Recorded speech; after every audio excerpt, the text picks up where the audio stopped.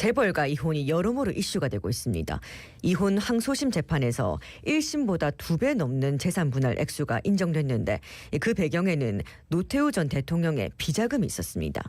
만약 비자금이 기업에 유입된 것이 사실이라면 그 돈을 종잣돈 삼아 증식된 재산을 귀속시키는 것이 맞는지 의견이 분분한데 이들의 이혼 소송 과정을 짚어보면서 관련 이야기 나눠보겠습니다. 예, 오늘은 어떻게 하다 보니까 이제 자갈치 하지만 법률 전문 지식 서비스를 지금 많이 하고 있습니다. 김소연 변호사 스튜디오에 함께합니다. 어서 오십시오. 어서 오십시오. 안녕하세요. 반갑습니다. 정말 이 세계의 이혼 이런 표현을 써도 되는지 모르겠습니다만 하여튼 이슈가 어마어마하게 됐습니다. 지금도 되고 있고.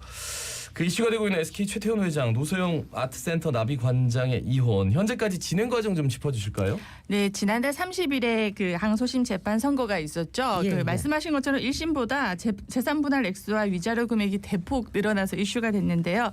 지금 최 회장은 계산상 이게 치명적 오류가 있다라고 해서 상고장을 제출을 했고요.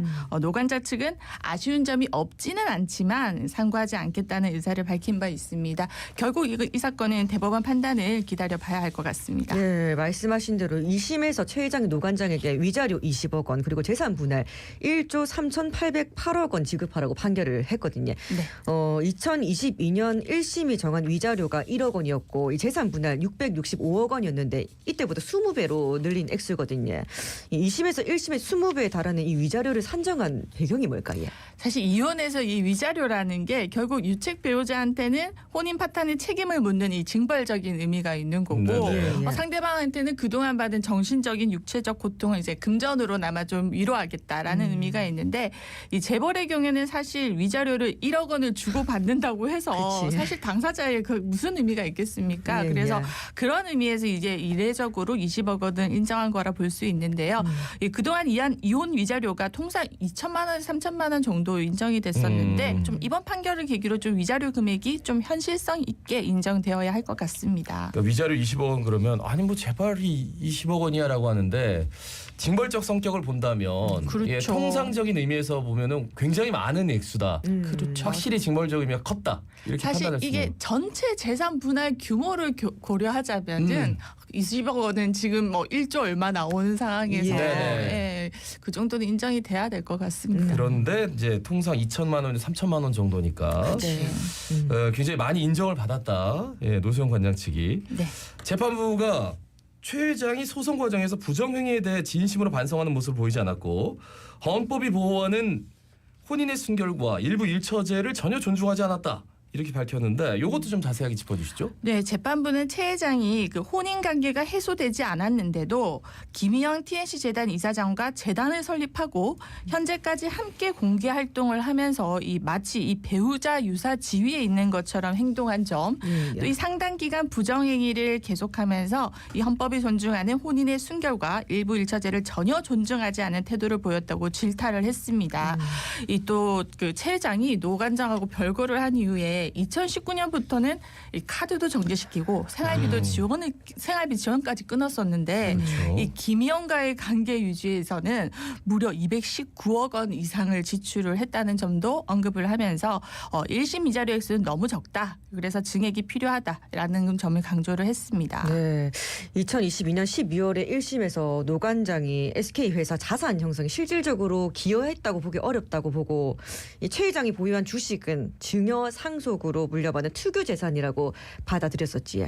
예, 특유 재산 많이 들어보셨을 텐데 그 혼인 전부터 내가 가지고 있는 고유 재산이나 또 그 부모로부터 상속이나 증여로 취득하게 된 재산을 의미하는데요. 네네. 이 특유 재산은 이혼 시 재산 분할 대상에서 원래 제외되는 게 원칙입니다. 다만 혼인 기간이 길거나 또 배우자가 특유 재산의 증식 유지, 그러니까 세금을 낸다던가 함께 돈을 보탰다던가 이런 게 기여한 점이 인정된다면 부부 공동 재산으로 판단을 해서 분할 대상이 될 수 있는데요.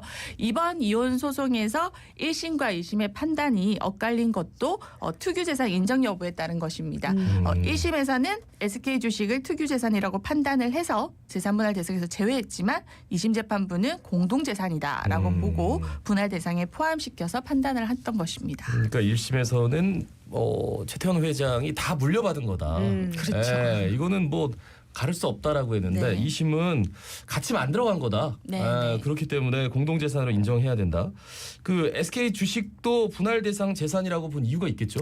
2심 재판에서 새롭게 등장을 했습니다. 노 전 대통령의 부인 김옥순 여사가 30년간 보관해온 300억 원어치 약소거음 사진이랑 비자금 메모를 증거로 제출을 했습니다.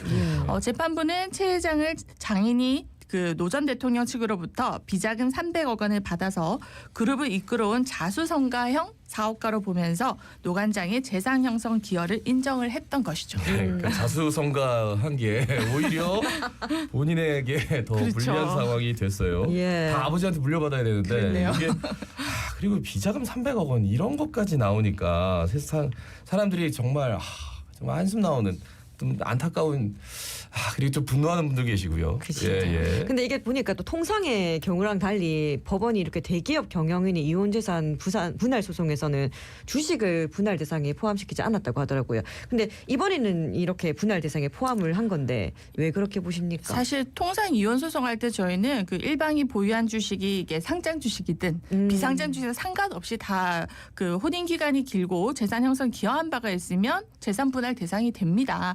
그런데 사실 대기업의 경영인들의 이혼 데이터가 그렇게 많은 건 아니지만 그렇죠. 사실 삼성과의 이부진 호텔신라 사장 사건, 또 조현아 전 대한항공 부사장, 고 강신호 전 동아제약 회장 등의 사례들을 보면 모든 주식은 분할 대상이 되지 않았습니다. 사실 사법부가 이 고액의 재산 분할 판결로 좀 기업 경영권을 흔드는 것에 좀 주춤했던 것도 사실인데요. 네네.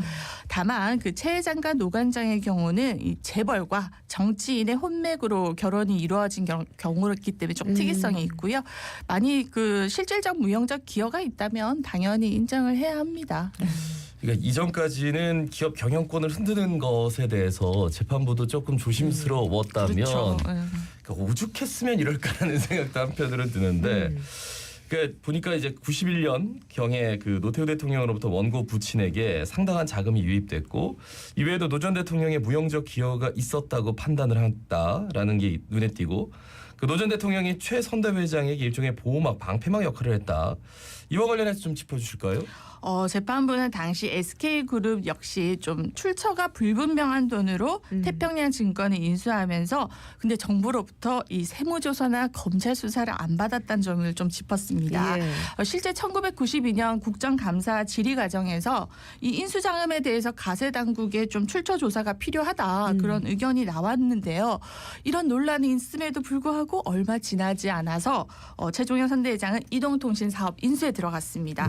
사실 이게 일반적인 기업이라면 하기 어려운 좀 모험적이고 위험한 행동을 감행을 했던 것인데요. 네네. 그런데 지극히 이런 모험적인 행동을 할 수 있는 배경이 뭐냐라고 봤을 때 이 태평양 증권을 인수할 때는 사돈이 현직 대통령이었고요. 또 한국이동통신을 인수할 때는 퇴임 직후라서 최소한 좀 불이익은 받지 않을 거다라는 판단이 있었던 것으로 보입니다. 결국 최종현 선대회장이 노 전 대통령과의 사돈관계를 보호막, 방패막으로 인식하고 위험한 경영을 감행해서 결과적으로 성공한 거니까 또 노 관장 측이 SK 성장에 기여했다라고 본 것입니다. 근데 또 여기서 궁금할 수가 있는 게 일반 당사자들 간의 이혼 소송에서 이렇게 혼인 중에 상대방으로부터 받은 자금이 출처를 알 수 없는 비자금이라 하더라도 이렇게 재산 형성에 기여한 게 사실이면 재산 분할 대상이 되는 건지 이런 부분이 궁금할 수가 있겠고 또 이렇게 뭐 불법성이 있었는가 여부는 전혀 상관이 없는 건지 싶거든요. 네, 지금 보니까 여론이 이 비자금을 재산 분할 형성에 기여했다고 볼 수 있냐 이런 비판하는 의견들도 많으신데 이혼 소송 중에 재산 분할을 따지는 과정에서는 이 재산을 형성하는 과정에 있어서 합법성 또 불법성 이런 건 전혀 따지지 않습니다.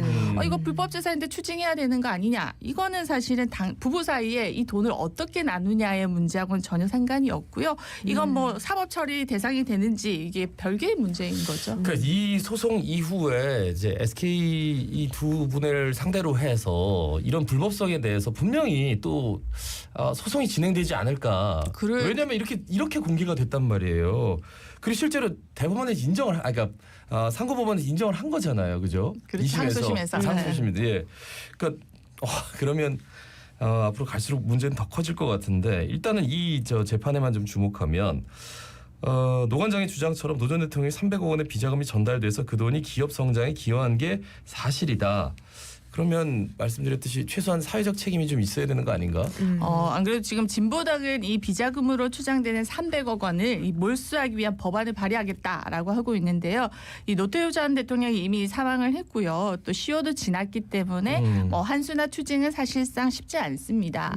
제가 생각한 게 제가 만약 노관장 변호인이면 그 차라리 국민들한테 우리 부친이 300억 비자금 전달한 사실 뒤늦게 밝혔다. 국민들한테 죄송하고 그 금액을 내가 사회에 기부해서 좋은 데 쓰겠다라고 좀 선언을 하면 어떨까. 사실 재산분할도 많이 받으셨는데 그러면 좀 최소한 사회적 책임도 지고 좀 국민들 공감도 사면서 또 대법원 판단은 좀 여론상 유리하지 않을까 그런 생각을 해봤습니다. 그러니까 대법원 판단 나기 전에 이런 그렇죠.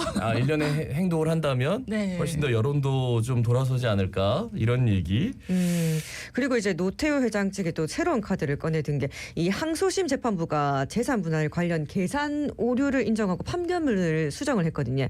이거 두고 이제 중대한 오류다, 단순한 실수다 이렇게 의견이 서로 갈리고 있는데 대법원 최종 결론에도 이게 과연 영향을 미칠까 하는 생각이 있거든요. 이 재판부의 계산 실수 관련해서 좀 짚어주시겠습니까? 이 최 회장 측이 지적한 부분은 SK 모태가 되는 대한텔레콤의 주식 가치 산정 오류입니다. 이 선대 회장 별세 무렵인 1998년 5월경에 이 주당 가치가 1,000원인데 100원으로 판결문에 잘못 적시돼 있다는 건데요. 원래 주당 가치는 8원에서 1,000원으로 125배 상승한 것은 아버지의 기여도다. 그리고 1,000원에서 35,650원으로 35.5배 성장을 한 것은 본인의 기여도다. 한마디로 아버지 때 상장한 게 더 많다라는 뜻인데요. 최 회장 측이 강조하고자 한 것은 본인이 자수성가형 사업가가 아니라 승계 상속형 사업가인데도 불구하고 노관장의 기여도가 좀 가대평가됐다. 그런 주장입니다.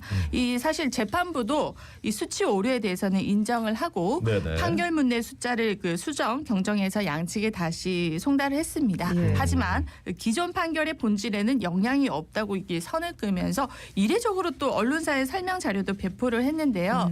사실 최 회장이 1998년을 기점으로 아버지와 본인이 기여도를 계산하는 것 자체가 사실 의미가 없고 이거는 중간 계산 과정일 뿐이다 라고 얘기를 한 건데 어차피 항소심 재판부는 애당초 선대 회장 재임 시절부터 노관장의 아버지인 노 전 대통령의 유무형의 지원이 있었다고 판시했기 때문에 큰 의미는 없을 것으로 보입니다. 저 이거 물려받은 재산이 더 큰 거예요. 제가 아무래도 기여한 바가 떨어져요 라고 얘기하고 싶은 것 같긴 한데 어쨌든 그 외에 유무형의 그렇죠?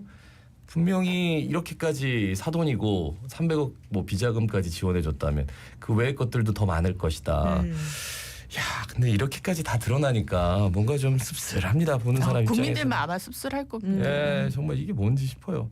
만약에 이대로 이제 판결이 확정될 경우에 최 회장 같은 경우는 1조 원이 넘는 돈을 마련하고 경영권 자체가 좀 흔들릴 수 있다. 뭐 이런 얘기도 있더라고요. 그렇죠. 최 회장은 1심 때처럼 주식이 재산 분할 대상이 아니라고 보고 현금 분할만을 구했는데요.